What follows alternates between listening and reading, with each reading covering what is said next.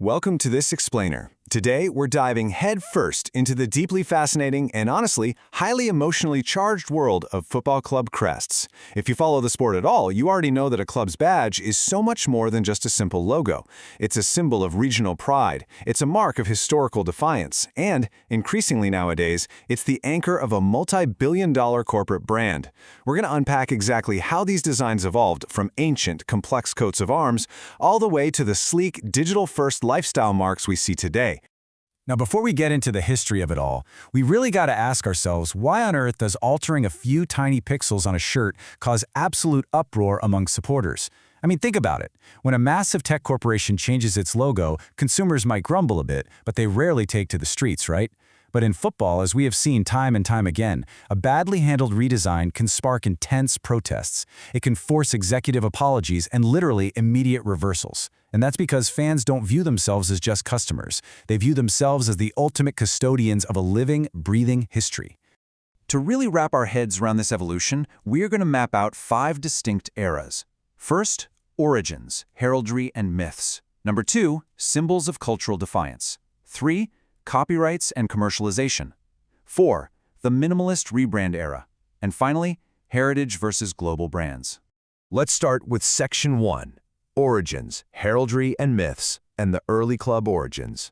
We're kicking things off in the early days, back when crests really weren't marketing tools at all, but rather symbols borrowed directly from local coats of arms and ancient legends.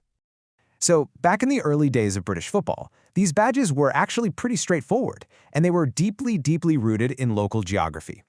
Take Arsenal, for example. They adopted a cannon simply because it reflected their origins in Woolwich at the Royal Arsenal. Or Chelsea, who utilized a lion pulled straight from the Metropolitan Borough's coat of arms.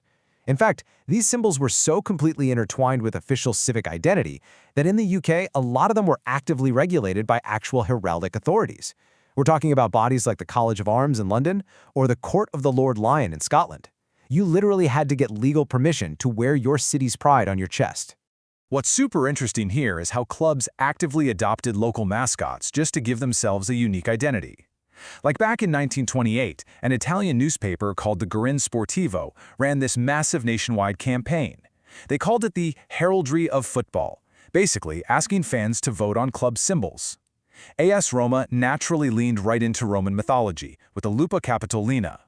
Bologna adopted Balanzone, which is this plump scholar from theatrical history, giving a nice nod to their status as a historic seat of learning.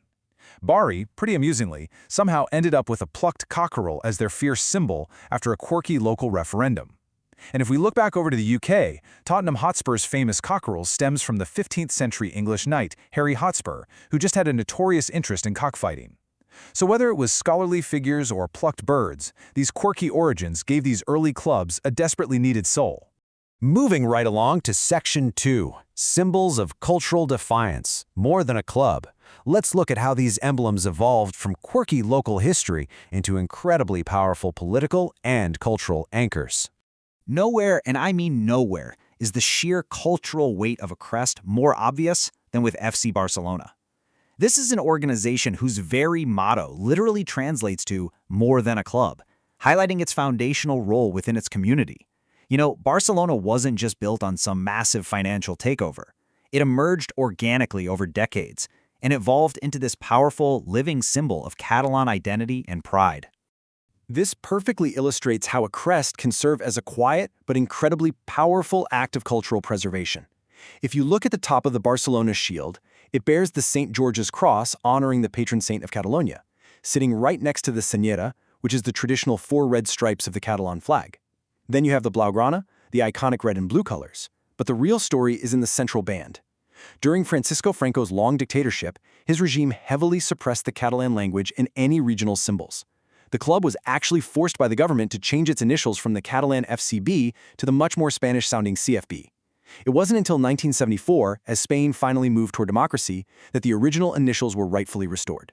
So for decades, fans could literally look down at their chests and see a culture that simply refused to be erased. It just proves that these logos are truly tribal markers. Which brings us to Section 3, Copyrights and Commercialization, Protecting the Brand.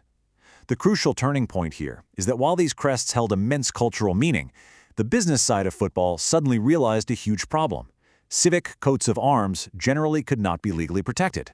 Let's look at Chelsea FC to see exactly how this transition happened. For decades, Chelsea just used this classic, beautiful, civic lion rampant. But when Ken Bates bought the club in the 1980s, he faced a massive, massive problem.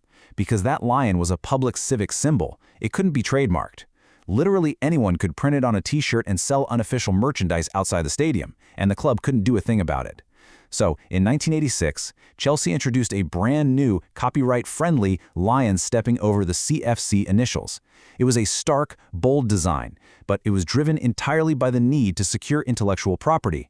And honestly, this marked the exact moment in history when Crests officially transitioned from public community marks into corporate IP.